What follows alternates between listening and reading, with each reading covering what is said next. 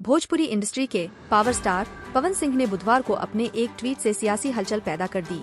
उन्होंने बिहार की काराकाट सीट से चुनाव लड़ने का ऐलान कर दिया। पवन सिंह का काराकाट सीट से चुनाव लड़ने का फैसला सभी को हैरान कर गया। सबके मन में यही सवाल उठने लगा कि वह काराकाट से क्यों चुनाव लड़ना चाहते हैं, क्योंकि इस सीट से एनडीए की ओर से राष्ट्रीय लोक मंच के अध्यक्ष उपेंद्र कुशवाहा पहले से उम्मीदवार हैं। पवन सिंह भाजपा के सदस्य हैं और पार्टी के लिए चुनाव प्रचार करते आए हैं। जाहिर है कि पवन सिंह इस सीट पर निर्दलीय प्रत्याशी के रूप में उतरेंगे। इससे एनडीए के वोट बैंक में बिखराव होने का जोखिम रहेगा। आसनसोल से चुनाव लड़ने से मना किया। पवन सिंह को भाजपा ने बंगाल के आसनसोल से टिकट दिया था, लेकिन उन्होंने निजी कारणों का हवाला देकर इस सीट से चुनाव लड़ने से इनकार कर दिया।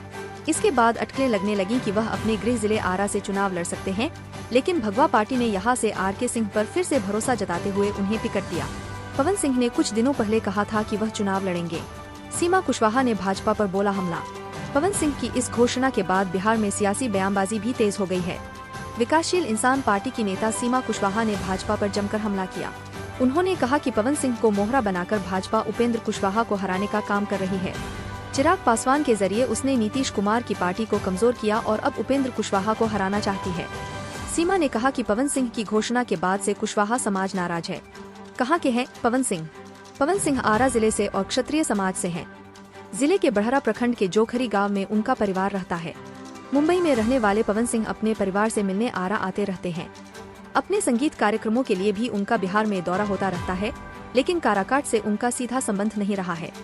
फिर भी उन्होंने चुनाव लड़ने के लिए इस सीट को चुना है, तो इसके भी जातीय समीकरण है।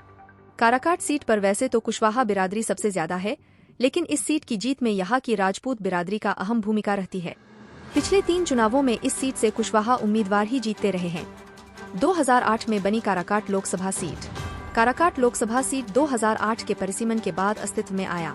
तीनों बार यहां से एनडीए ने ही जीत दर्ज की। इस सीट पर महागठबंधन का अब तक खाता नहीं खुला है।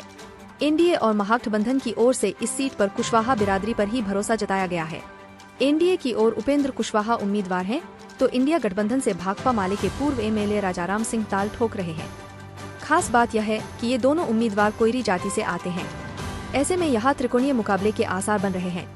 लोगों का कहना है कि पवन सिंह की वजह से एनडीए के वोटों में बिखराव हो सकता है। क्या था 2019-2014 का चुनाव रिजल्ट? 2019 का लोकसभा चुनाव भाजपा और जदयू ने साथ मिलकर लड़ा था। यह सीट जदयू उम्मीदवार महाबली सिंह ने जीती। चुनाव में महाबली को 3,98,408 वोट मिले।